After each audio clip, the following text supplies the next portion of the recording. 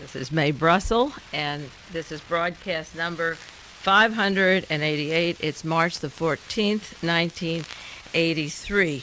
I heard it on the news just before I came to the station this afternoon. We went into town this afternoon that George Gregora Corcola has been arrested, sent home from Spain. Gregora, nicknamed Gary Corcola, Korkala. That's a very important name. He is a part of the team of Edwin Wilson, Frank Turpel, and Gary Corcola. He's been in jail in Spain just to prove once again that elections do matter in this crazy world. When Bolivia went socialist or changed governments, they sent Klaus Barbie to France. When Spain got rid of their extreme right-wing fascist group and held off the coup in 1981, they have now shipped Mr. Corcola back to the United States. When the Masonic Lodge was out of Italy, the government began to tone down some of its posture of overt fascism. With Mr. Mitterrand in, there will be the trial and the receiving of Klaus Barbie, and in Greece there's Andres Papandreou, and policies are changing over there. So there is a difference when governments change hands. Corcola is one of the people that helped arm Idi Amin, and along with Edwin Wilson, Mr. Gaddafi, but he was expert at electronic work and surreptitious protection. He worked for Scotland Yard, he worked for Exxon, he worked with silencers, with the assassination teams, and I believe he could even be traced back to Dallas, to the Kennedy assassination, without too much work, because all of these men worked as part of the American Assassination Death Squad, and you'll hear more about him. But thank goodness he's home, and that's a few less people tortured. Now, Frank Turpel is supposed to be in Lebanon right now. He goes between Saudi Arabia, but when he's home, the Holy Terror, the three of them will at least be in some kind of a prison for a while. This last week, the Houston Post had a story close to my heart. February 26th, Nazi dentist duped the Soviets. And then the article goes on to say they duped the Americans too. The idea behind this was that the dentist for Adolf Hitler, according to this story, his name is Hugo Johannes Blaschke, Hugo Johannes, Blaschke, Blaschke, went to University of Pennsylvania Dental School, a graduate of the University of Pennsylvania Dental School with him, has written a story, Dr. Lester Luntz, Luntz, that there was an entire facade about the dentures of Adolf Hitler. Mr. Luntz is a forensic pathologist at the University of Connecticut. He works with the Connecticut State Police. He said that Dr. Blaschke died in 1957. He was a colonel in the Gestapo. He worked with the elite secret police corps. He was a dedicated friend of Adolf Hitler's, and that they purposely lied about the dentures in the bunker. And according to Dr. Luntz, who is an expert and not some wild fanatic, he said the Nazi leaders planted the body of an Adolf Hitler look-alike near the bunker and claimed the man's dental records were Hitler's to confuse the Americans and the Soviets.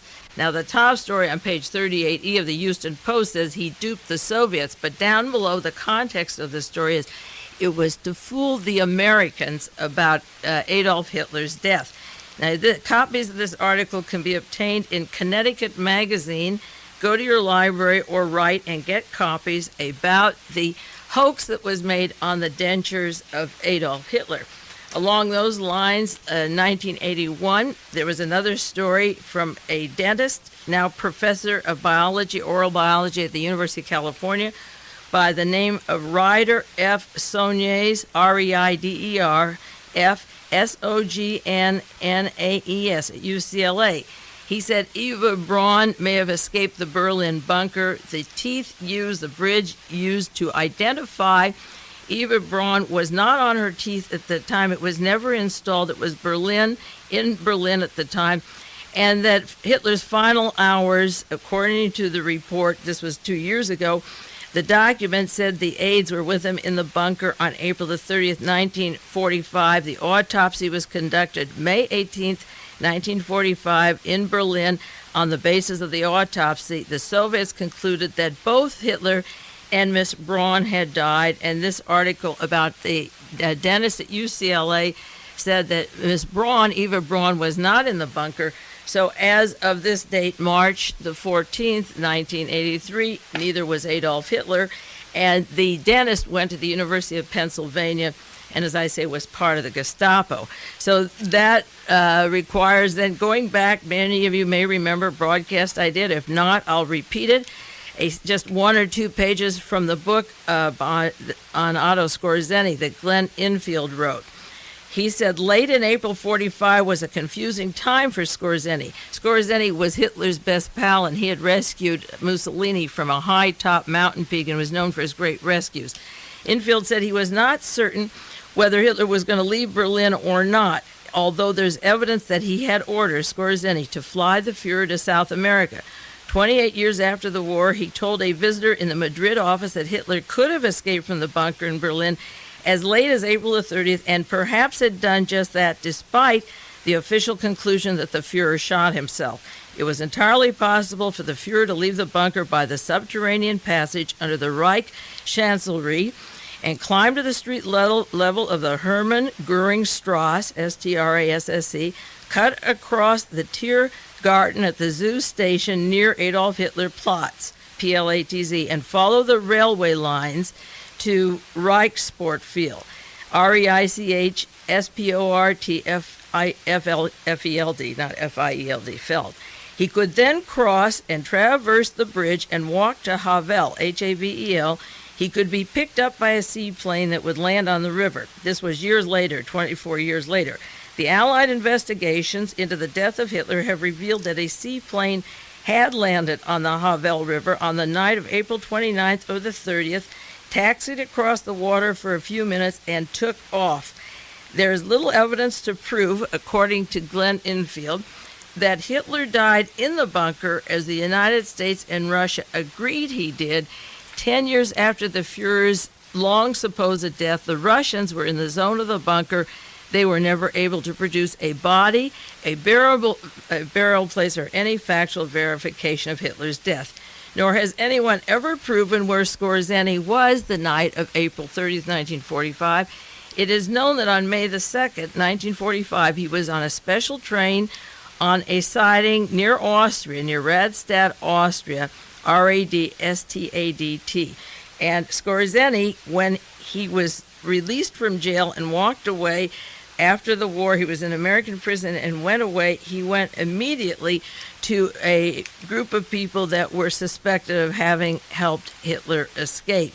So that the Skorzeny story is very important because it's Otto Skorzeny who releases the Martin Bormann money after the war to begin a continuation of where the Reich left off.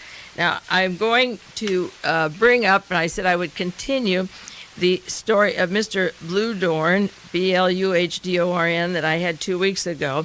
And I want to put it in a historical context, and I'm going to read you a few names and dates of a list that I've made up that accompanies this broadcast for people that subscribe to the tape.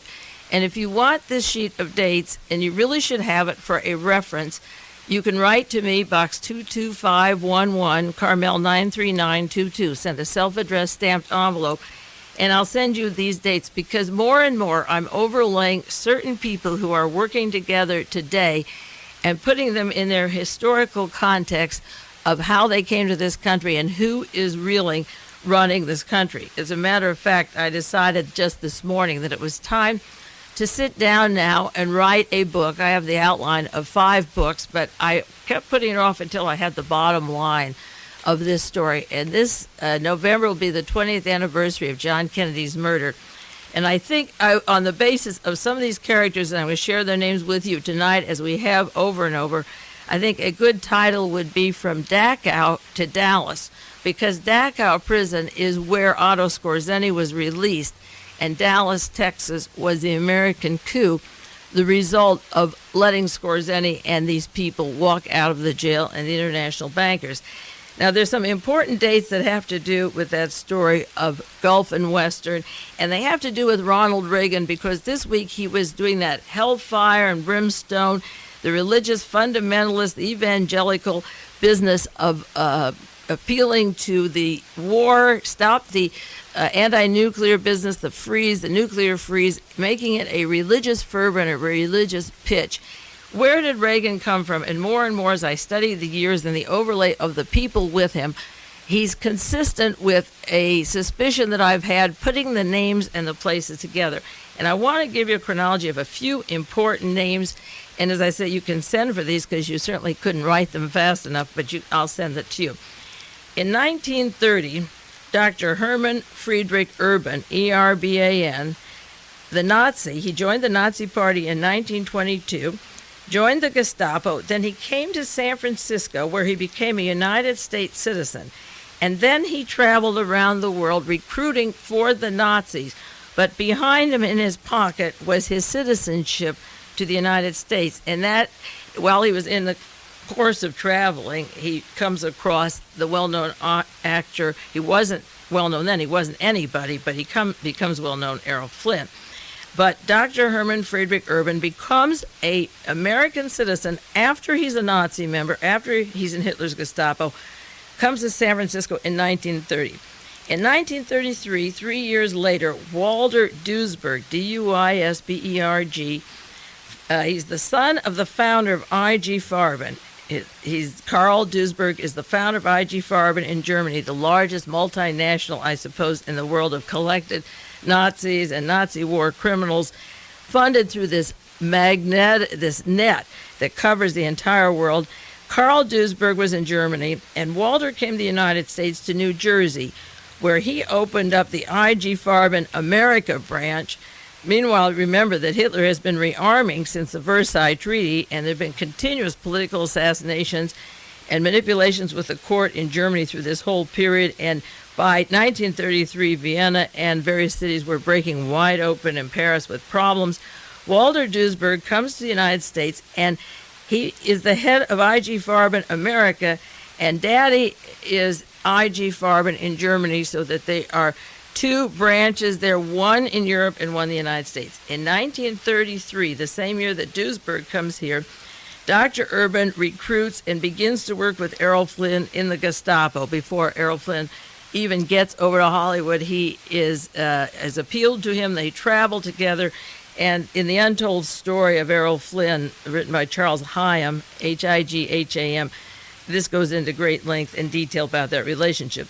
4 years later, and of course I'm not covering a whole time period, I'm covering the years where these people interrelate and react to each other to affect today's news, today's headlines. In 1937, 4 years later, Peter F. Drucker, D-R-U-C-K-E-R, and many of you know these names, I have them on the air often, goes from Vienna. He's from Vienna and Frankfurt and London. He comes to the United States. He's worked with London banks, with German banks, and he begins to work when he comes to the United States with General Motors and ITT that were very much involved with working with the Germans throughout the entire war and building Hitler's electronic equipment and the equipment that he needs, along with Ford Motor Company. But he was at General Motors and ITT. In the same year, in 1937, the Drucker comes from Vienna and Frankfurt. Ronald Reagan is brought to Hollywood by Music Corporation of America, by that Mr. Meiklejohn I mentioned before. He came from a Christian college, Eureka College, 300 students, and then went to Chicago and was brought to Warner Brothers and immediately put on a salary of several hundred a week, and not a good actor, but brought to Hollywood in 1937. 1 year later, in 1938, Henry Kissinger comes from Germany. He comes to the United States. He never discusses his Nazi past. He had no anger against the Nazis, but that's pretty late to come with all your furniture and all your family from Germany. Henry Kissinger, who I suspect of being the highest level of a Nazi spy, and the Jewish is a cloak to protect him, he comes to the United States. And the same year that Kissinger comes to the United States, Dr. Joseph Mengele is naturalized in New York City. He comes to the United States like Dr. Urban did 8 years earlier, and then goes back where he's the angel of death at Auschwitz, and then later goes down to Paraguay where Dr. Mengele works. He works for the United States Energy Department, the United States CIA, just as you read about Klaus Barbie in the newspapers this week, coming to the United States getting weapons and rounds of ammunition for killing and death squads down in South America. Mengele is down there doing what he does best, like sterilizing the Indians and doing various experimentations on people. He became an American citizen. He goes back to Germany to later head Auschwitz and the experiments. And Dr. Urban is traveling around the world as the Gestapo that recruited a actor. We don't know how many in Hollywood he knew, and the German circle around him. 1939, 1 year later, Dr. Fritz Gustav Anton Kramer from Germany. He was from Germany, IG Farben family, was in Mussolini's Italy. He was brought to the United States by Peter Drucker, who came in 2 years earlier, working and forming the multinationals. He comes to this country and he's put into the United States intelligence in 1939 by Drucker, who came 2 years later. They're both from the same locations in Europe. They know each other, and he claims the credit for bringing Kramer. Kramer later, by 1948, is to be the chief of the staff advisor to our entire Pentagon, all the cold-blooded killers. If you see Mr. Sonneveld, these generals screaming and yelling about the need for the war and the weapons, those are Kramer's babies. Okay. Karl Wiedenbach, Weidenbach, and that should be a household word. All of these names you should know. If you listen each week, it's, as I say, important to get a list of them. Karl Wiedenbach came from Germany and Franco, Spain. The revolution is over in Spain, and Franco is well entrenched, ready to distribute soon the Bormann Nazi money out of Madrid, where Otto Skorzeny would have his headquarters. Karl Wiedenbach, another German, becomes U.S. intelligence for General Douglas MacArthur over in the Asian area. And in fact, the Phalange is funding the Philippines, the government down there, and Douglas MacArthur has Wiedenbach, another German. We have Dr. Urban, the Gestapo, recruiting movie people, Duisburg IG Farben in New Jersey, Peter Drucker from Vienna with the multinationals, Kissinger from Germany, who works his way up to National Security Council Chief and Secretary of State, traveling around representing this country, Kramer in the Pentagon, and Wiedenbach in the Southeast Asia. But he changes his name to Colonel Charles Willoughby, lest you associate too many Germans. But at what point he decides he'll change his name, and many of them did, he becomes in the history books Colonel Charles Willoughby. But Manchester's book on Douglas MacArthur gives him as Karl Wiedenbach. Now, in 1940, 1 year later, these people are all well established. Errol Flynn is in Hollywood at Warner Brothers. Ronald Reagan is in Hollywood. They make a movie together, Santa Fe Trail. 1942, 1940, 41, 42, they're on the same movie lot. Flynn working with the Gestapo. Reagan brought out by Music Corporation of America from his Christian school in Illinois, doing a little bit of sports casting afterwards. They make a movie, Desperate Journey, at Warner Brothers, Errol Flynn and Ronald Reagan. So goodness knows what transpired between those two. By 1942 is when Charles Bluhdorn, Bluhdorn, and I said that I would do more on the Gulf and Western tonight. We skipped 1 week, but I'll continuously bring that up because this is primary to Ronald Reagan and his links to this group. Mr. Bluhdorn comes from Vienna, comes to the United States, and goes into the United States Army. So Fritz Kramer from the Farben and the German family, Prussian nobility, is in the United States Army. Karl Wiedenbach is intelligence over in Asia. Mr. Bluhdorn is in the United States Army, and then he becomes the head of Gulf and Western after his stint in the Army. And of course, Gulf and Western, as I mentioned before, combines in the early 70s with Music Corporation and MGM with Kirk Kerkorian. And this team is directly related to Ronald Reagan. Music Corporation brought him out to Hollywood. Music Corporation ties into Bluhdorn in Vienna a few years later, and Reagan's manager becomes the head of Madison Square Garden for Mr. Bluhdorn. So that Reagan fits right in with that gang from the early days on through. By 1943, Fritz Kramer is in the United States Intelligence U.S. Army. He came here in 39. In 43, he's in Army Intelligence.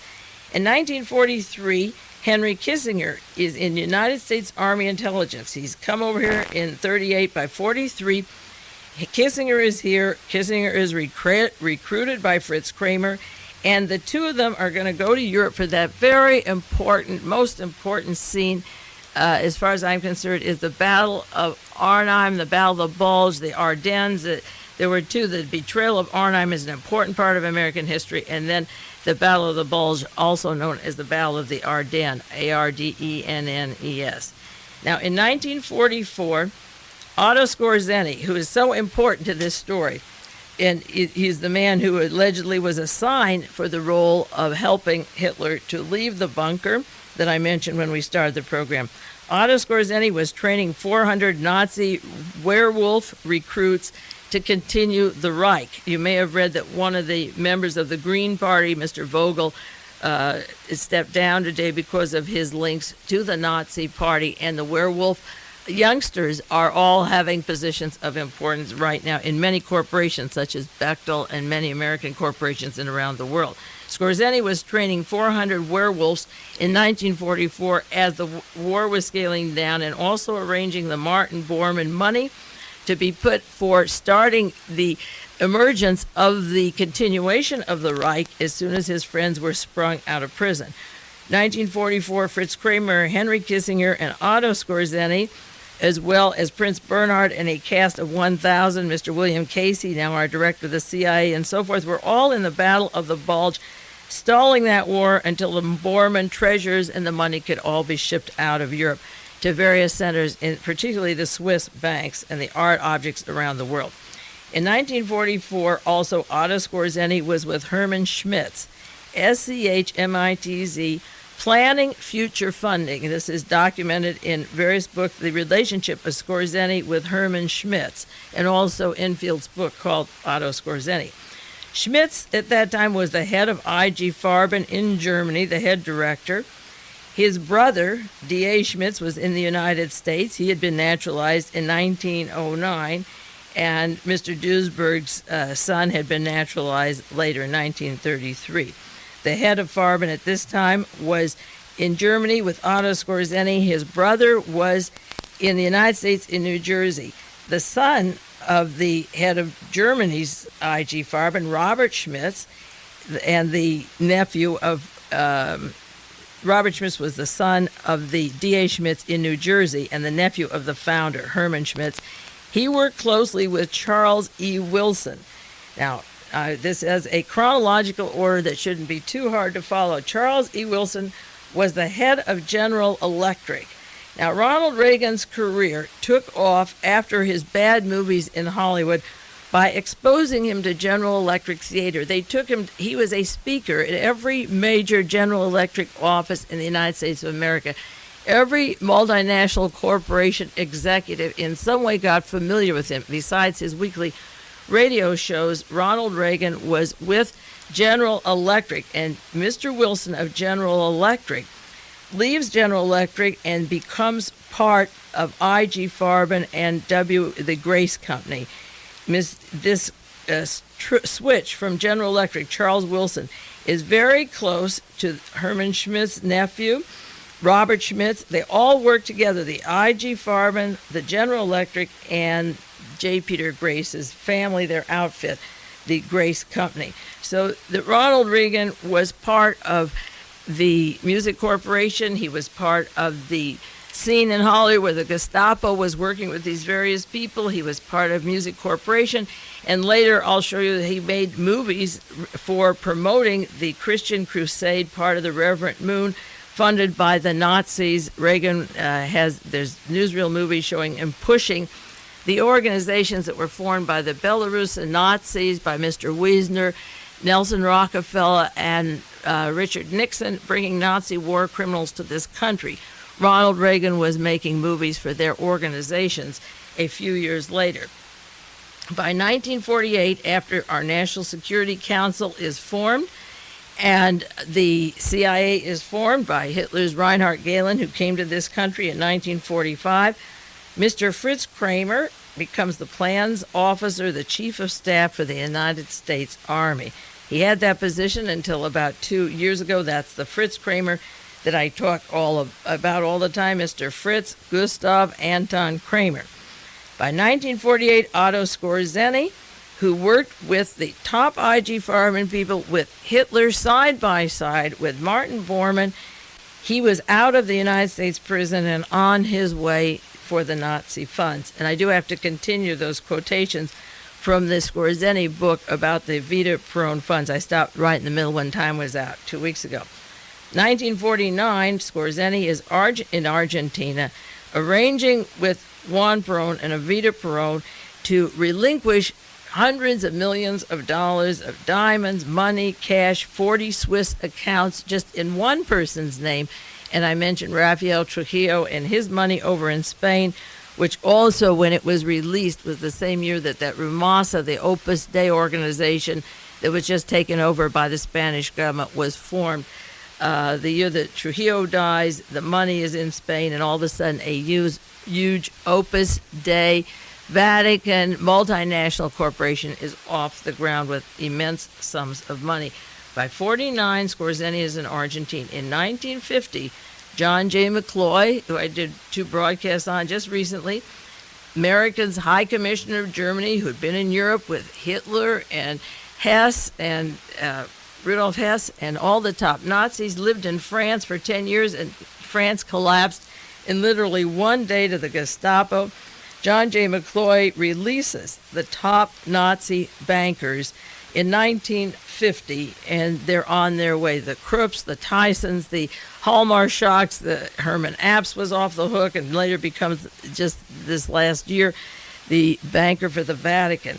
John J. McCloy springs the Nazi bankers the year after Otto Skorzeny is out, and he's got all of the money released that they were nervous about. Now, the Korean War begins in 1950, the same time that the high Nazis are released. Mr. Willoughby, Colonel Willoughby, otherwise Wiedenbach, and Douglas MacArthur are gung-ho with the Korean War. You think that all of North Korea is going to take the South. They push into the Korean War and get their foothold in Korea, and what that does is to end any nice guy image that the United States had with the Soviet Union. That is when the Cold War is over and the hot war begins. The image that we gave after the war was that we wanted to get along with the United Nations. You know, what a farce. It was a time-stalling thing, and once McCarthy and Willoughby landed and went into South Korea, that was the signal. No more nice guys. And into Richard Nixon's office comes Mr. Nikolai Malaks of the Iron Guard. And then pour the Nazi mass murders. One group, hundreds of them, over 600, 700, came with Project Paperclip. Scientists, philosophers, doctors, space engineers, into our universities, every major university, Yale, Harvard, war criminals, Stanford, particularly the Southwest, and into Muscle Shoals, Alabama, and into the arsenals. It was Columbus, Ohio disc and the space projects. They poured out. That was the excuse. John McCloy released the bankers. The Korean War began with Douglas MacArthur and Mr. Wiedenbach. And I don't have yet any information about when Colonel Charles Willoughby or Wiedenbach became an American citizen, or if he even is an American citizen, or when he changed his name, or what role it was. He a member of the Gestapo, like Mr. Urban and these other people. Now, in 1954 is when Reverend Moon came to the Mud Hut in Busan. That's when he meets up with Mr. Ryoshi Sasakawa that I talked about last week.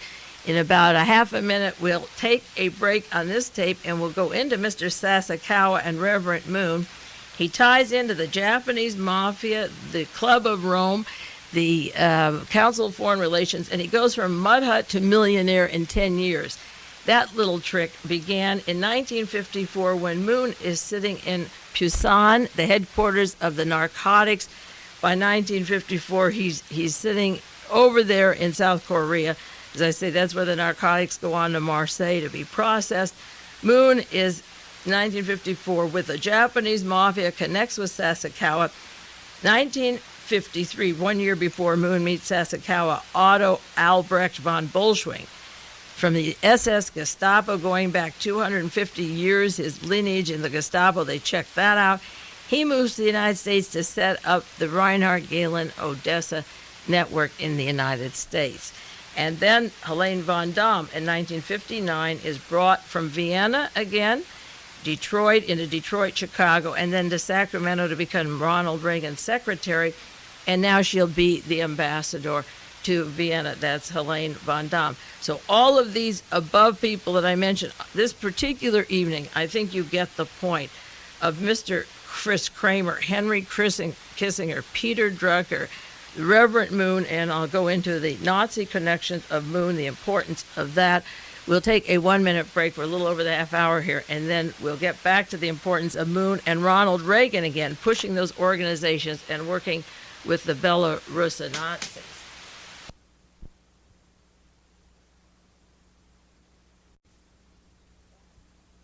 Go back to the second half of this broadcast. This is broadcast number 588. It's Mae Brussell in Pacific Grove, California, KAZU-FM.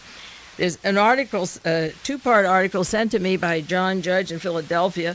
I'll outline the article and share it with you next week. It's by this attorney in Springfield, Missouri, who got the acquittal of Otto Skorzeny. Springfield attorney gains acquittal, the why and how of the famous 1947 Dachau trial.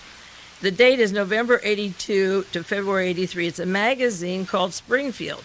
If you write to Springfield, Missouri, to the magazine Springfield, Missouri, it's a two-part series. It's a must for various people that do research and collect this kind of information. It's very valuable, and I'll do more about that later.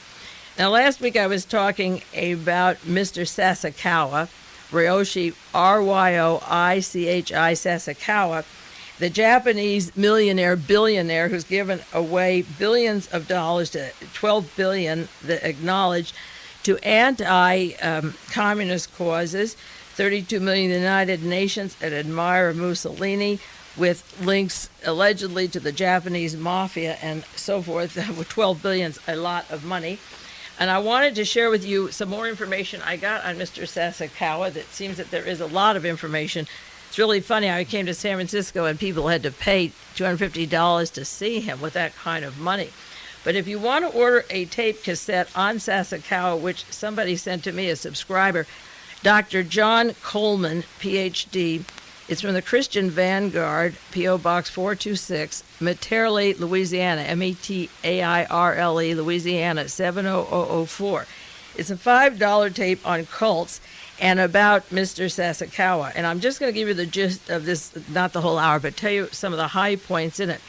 He said Reverend Sun Myung Moon, the Korean frontman for various religious affiliations and clubs, was born 1960, January the 6th, 1920.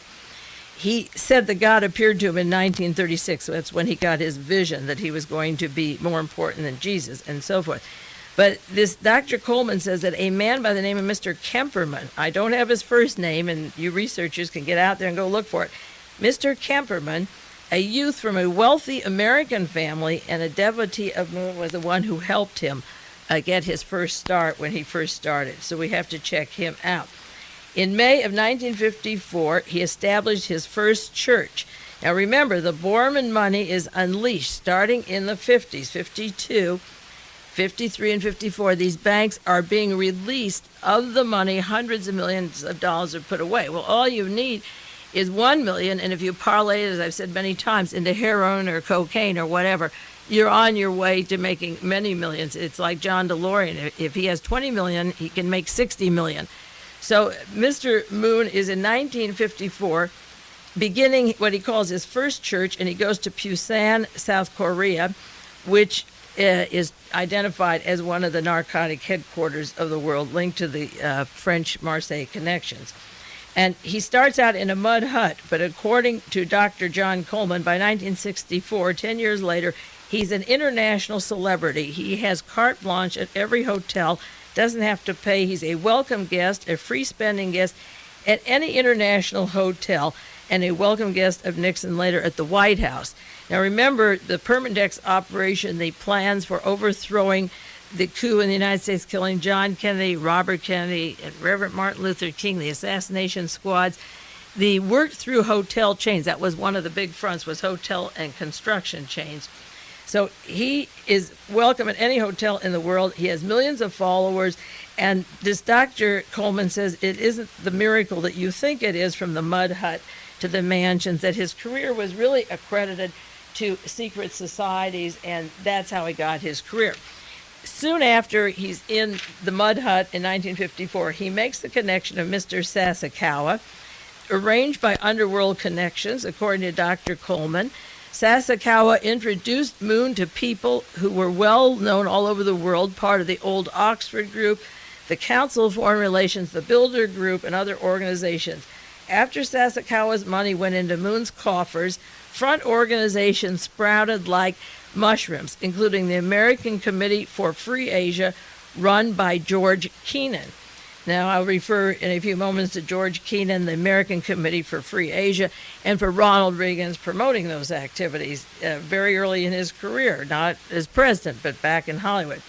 His rise came when he connected to William Buckley's connections. Now, William and James Buckley, members of the Sovereign Military Order of Malta, and also the CIA, and their Buckley sister was the roommate of Nancy Reagan at Smith College, are terribly important to all the current assassinations, the counter-espionage of the last era. Moon came to the United States in 1965. He was given 120 plots of land. The Club of Rome supported him. One of the people that worked with him in his legal work was Roy Cohn, counsel to Senator Joe McCarthy. Roy Cohn was one of the people that worked with Reverend Moon, and of course he links up to Permindex and to the assassination of John Kennedy and the organization of the World Odessa. Moon started traveling all over the world with the help of the Buckleys and Roy Cohn, and then he started getting the Council for World Freedom, run by Mr. Dobriansky, Drobinsky, of Georgetown University fame. Now, Richard Allen he was National Security Advisor until he was kicked out at the time of the scandal after Reagan was in office. Richard Allen had gone to Germany and gotten money for the Center for Strategic Studies at Georgetown. Moon was introduced to them through William Buckley and William Rusher. William Rusher is the editor of National Review, owned by the Buckleys. They all became very close friends. They got him involved in the Film Leadership Foundation. He has meetings with this group and has front organizations all over the world. And one of Moon's #1 United States agents is Neil Solomon, Soloman. And of course, these people work with Sven Kramer. I've done broadcasts on that before, Svend. That's the son of Fritz Kramer. He's in the National Security Council now, supposed to be now. He's the son of the man who was brought over from Germany, the man behind Alexander Haig and Henry Kissinger. The religious cults blossomed into various Christian missionaries, and in 1973, Moon had a big part with Richard Nixon in the White House. In 1976, he played a big role in the bicentennial celebrations, and this tape from this fellow in Louisiana said, and I have the articles also, going to a Venezuelan newspaper called El Nacional, October 16, 1982, the relationship of Reverend Moon to the cocaine traffic in Bolivia, to Klaus Barbie, to Mr. Garcia Meza, M-E-Z-A, and he was under the control of the Masonic Lodge, the P2 Lodge. The Unification Church has worked with the Nazis in Argentina and Bolivia. El Nacional identified the drug traffic relationships of Mooney to the Nazis in South America, particularly the Klaus Barbie Argentine connections. Mr. Richard Vagary, who was active with Young Americans for Freedom, founded by E. Howard Hunt at the time, and the Buckleys, working closely together. At the time John Kennedy was murdered, they played a major role in that murder. Richard Vagary, who works with Young Americans for Freedom, has been a fundraiser for Reverend Moon, and I'll do more about that later. Major General John Sindlaub is a supporter of Reverend Moon. You may or may not have seen him on television this week pushing for a desperate, it's like a crusade like Ronald Reagan had for a war against the Soviet Union and arming against the Soviets that we eventually have to fight. Major General John Sindlaub, another protege of Fritz Kramer. as if he needed all of these people, but they all worked together.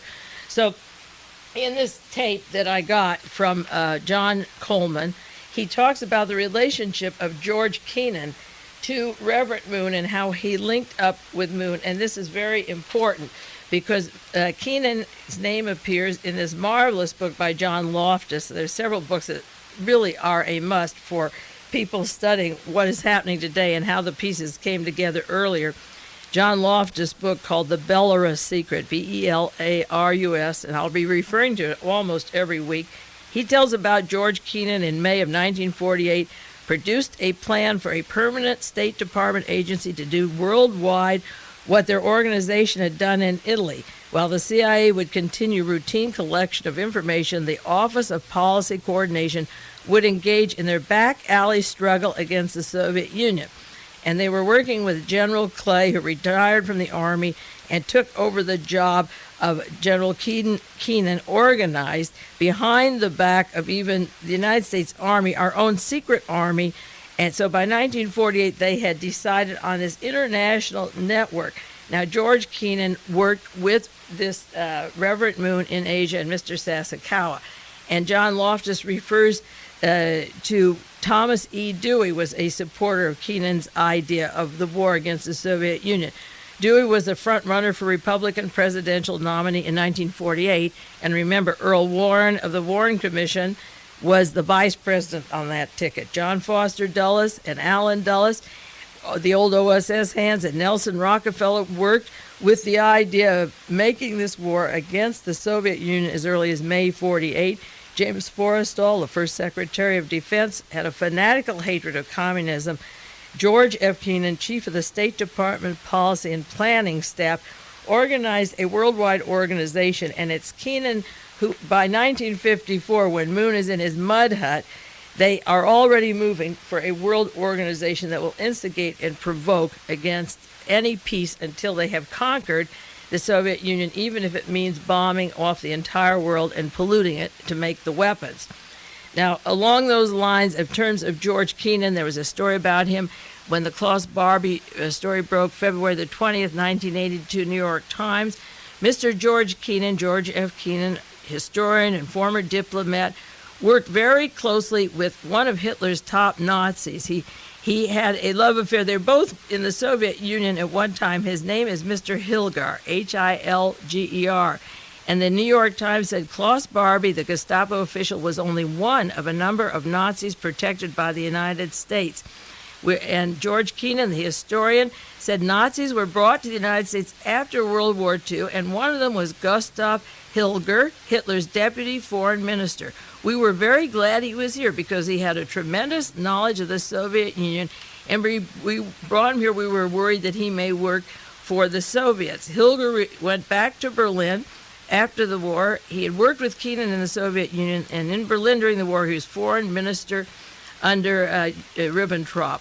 The foreign minister Ribbentrop. He worked under him in Germany, and he had a high-up position in Hitler's army. Now, Charles Allen Jr., an expert on war criminals, said that Mr. Hilger went to Berlin after being in Moscow with Mr. Kennan. He was a liaison between Ribbentrop and the SS, the special task force responsible for murdering 1.4 million Soviet Jews on the Eastern Front.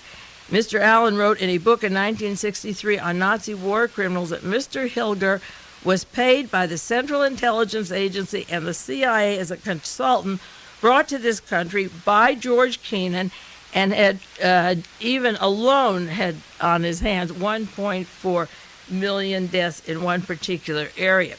Now, in The Belarus Secret by John Loftus, he refers again to George Kennan, how he set up in the State Department and worked with the CIA a National Committee for a Free Europe, NCFE.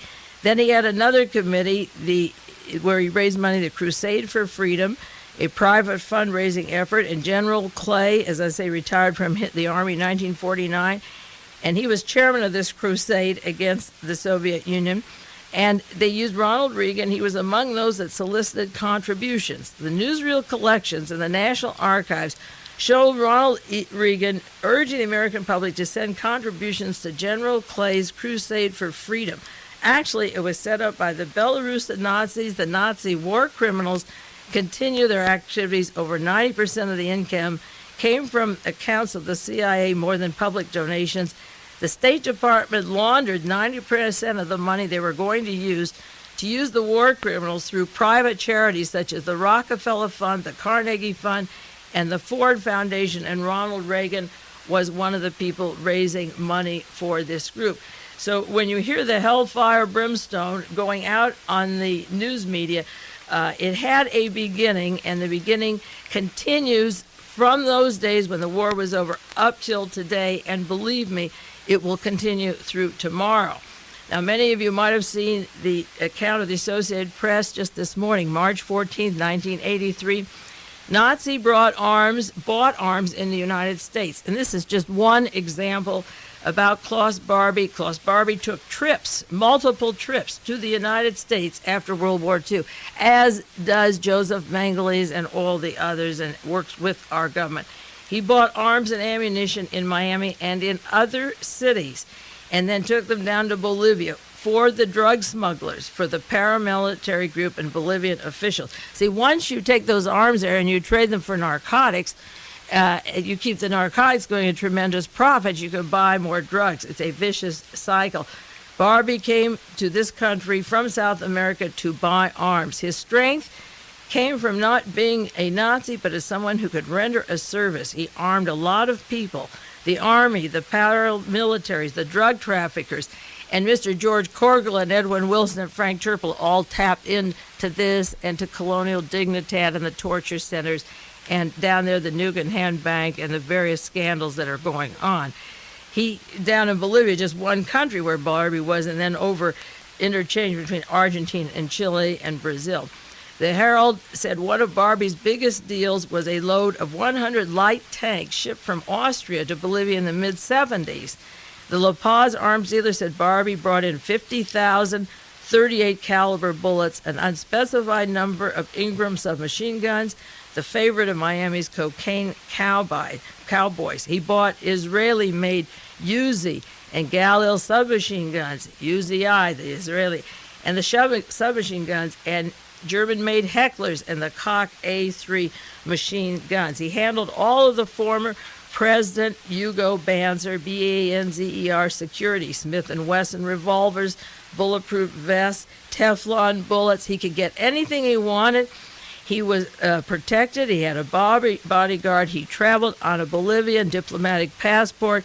And as I mentioned once before, a few weeks ago, he was in Miami, New Orleans, New York, Houston, Galveston, Texas, and Europe, all over the world. Barbie collaborated on an official plan. He was going to bring 30,000 white families from South Africa on the Bolivian Amazon frontier, but then the president was thrown out, Banzer, and it didn't come through. Now, what is the significance of all these people having so much clout? I read you the first half of this broadcast, those German names that came to this country, the policies, the influences. Ronald Reagan fits right into this scenario. If we examine more and more, and this is something to go after, the background of Ronald Reagan to these various connecting links like Reverend Moon and the Christian Crusade, and to the Belarusian Nazis, the war criminals, because Reagan didn't just happen. Richard Nixon didn't just happen. As I wrote in 1972, and I believe, unless somebody corrects me in my article in The Realist, Why Was Martha Mitchell Kidnapped? I said Nixon's role was to bring Nazis into this country before he was in the House of Representatives.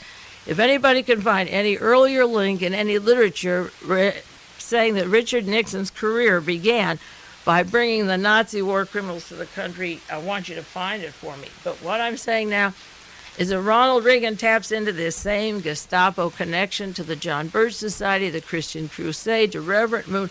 And what he's dishing out now in this hysteria is the war that he wants, but he's sort of losing grip. It's like a mountain climber holding on to the edge. Many governments are going socialist. I read you or mentioned to you a few of them tonight. And Ronald Reagan and the powers that be are losing their grip. There are a lot of people that think, isn't the news terrible, isn't it depressing? But they don't realize how much they have going for them if they would read the news every day and keep up on these stories.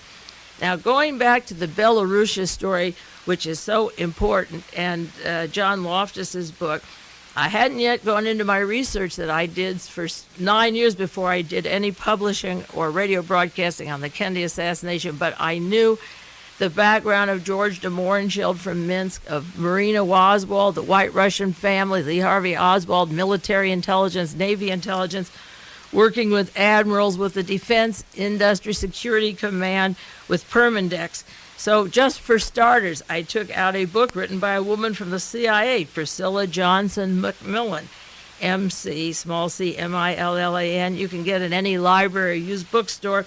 Published in 1977, called Marina and Lee.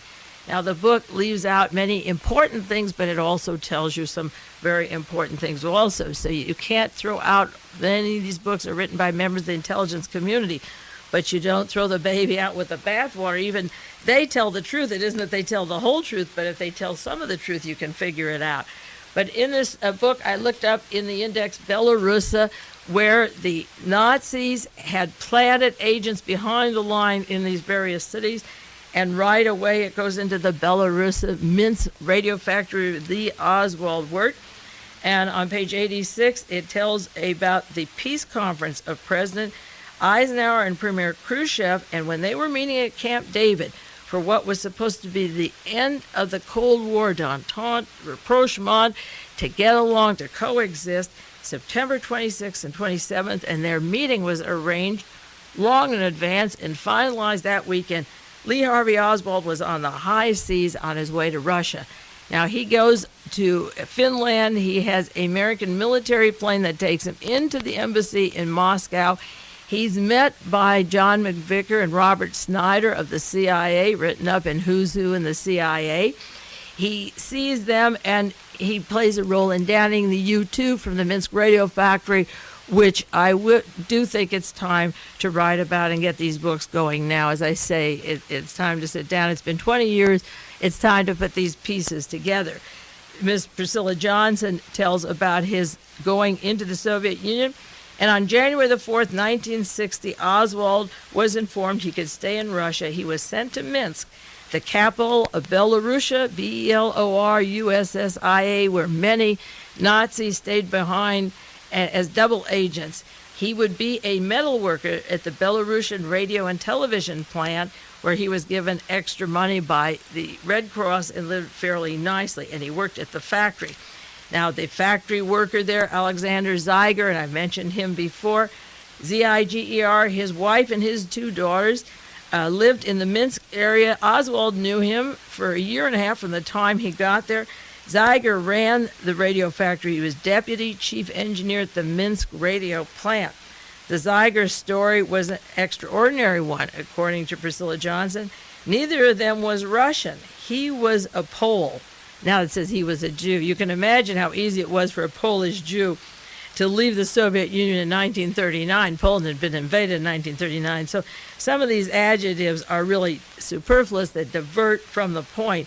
He was a Pole, and she a Belarusian and a Catholic. Both grew up in eastern Poland. The territory was annexed by the Soviet Union in 1939. So the Zeigers left there and went to Argentina, where they stayed until 1950. Now, they're double agents, Nazi agents in the KGB and in the Russian intelligence also, that allowed the Zeigers to slip back in and get their papers. The Zeigers returned to Russia in 1950, and he becomes the head engineer of the radio factory, and that's where Lee Harvey Oswald was sent to work at the radio factory, and it was through the Zeigers from Argentina that he met Marina and brought her back to the United States, and George DeMohrenschildt and their close friends were part of the Belarusia Minsk outfit that John Loftus writes about so well in his book. That's why I think it's time to sit down and write a book called From Dachau to Dallas, as I say, for the anniversary of John Kennedy's death. It's been 20 years, and I think it's time maybe to sit down and just earmark 4 or 5 hours a day and take the phone off the hook, maybe every morning, and begin the book, because the pieces are loud and clear. And what happened to this government, the shocking thing is the infiltration of these people from Germany, from IG Farben, from Vienna and Frankfurt, to New Jersey, to Dallas, to Fort Worth, to Washington, to the space, and making foreign policy, particularly Fritz Kramer, but making foreign policy continuously through this entire era. Now, one other item, I've left off the Vatican Bank for the past few weeks. I have so much to do, and I do want to go back again to Gulf and Western, putting Ronald Reagan in the chronology of who he was working with when Mr. Bluhdorn came here from Vienna in 1942. But one quick story on the Vatican Bank, March the 8th. This is the New York Times. Shift is urged at Vatican Bank. They've asked a leading committee that's investigating it, said, take it out of the hands of the priests and Paul Marcinkus and put it in the hands of the lay people, the bankers. Put the Catholic money with the bankers, which would be like the Opus Dei or the official bankers, and not the priests, because they can move around and the priests are accountable to people. The banks can collapse, but the priests have to account to the church for what's happening. And then the New York Times, the same issue, says, report of a deal, and this is really cute about the Vatican. The Vatican made $20 million from a secret transaction with Banco Ambrosiano. The Vatican Bank sold shares in a company called Vianini, Vianini, which is an international construction company. The Vatican sold their shares to a Panamanian company called Laramie, Laramie. But the money didn't come in yet. They were going to put $20 million into Laramie. So Banco Ambrosiano advanced $20 million for the Vatican into the Panamanian company. But then the Vatican said, forget it, and never delivered the shares. So the New York Times, and according to this is from the London Times, the Vatican kept the $20 million from the deal. The Banco Ambrosiano went bankrupt. That's the Bank of Italy. We're the ordinary citizens of Italy. Here is a Polish Pope coming in from Poland, putting $50 million, at least $50 million, into Lech Walesa to stir up a revolution in his home ground. They said they would sell a company. They were going to sell these shares. The Bank of Italy, Roberto Calvi's bank, and he was hung in the middle of all this transaction, forwards the money that the Italian people had in that bank until the other shares come in. The bank goes broke, and the Vatican hasn't sold their shares. This is a far cry from what we were brought up to think as a religious structure or organization. And incidentally, also in this morning, I heard on the news that a comrade of Lech Walesa's was going to kill him, not the KGB, not the Bulgarian. Someone from Poland had changed the reservations of the hotel in Italy where Lech Walesa was going to stay. The script was loud and clear. Maybe get a shot at Walesa, get a shot at the Pope, blame the Russians, and as the Masonic Lodge officials in Italy, the Corral de Sierra, the P2 newspapers that Calvi had owned and was taken over by the Masonic Lodge, they're saying this is an act of war. Those guns are an act of war. And yet, it came over the news today that it was a Pole, a friend of Walesa's, who was supposed to draw him in to draw attention to the Bulgarians. Another kind of a mini Reichstag kind of a thing, beginning to trigger like a war mentality. Kill Walesa or shoot him. Blame the Bulgarians. For some reason or other, all this isn't taking off. I mean, there is a yin and yang to this whole thing. I can't believe how well things are going and all the plants are being blown. But in the meantime, you do your homework. It's just about 1 minute on the hour. This is Mae Brussell at KAZUFM in Pacific Grove. I'm going to leave you. I'll do my work this week and you do yours, and I'll be back with you next week.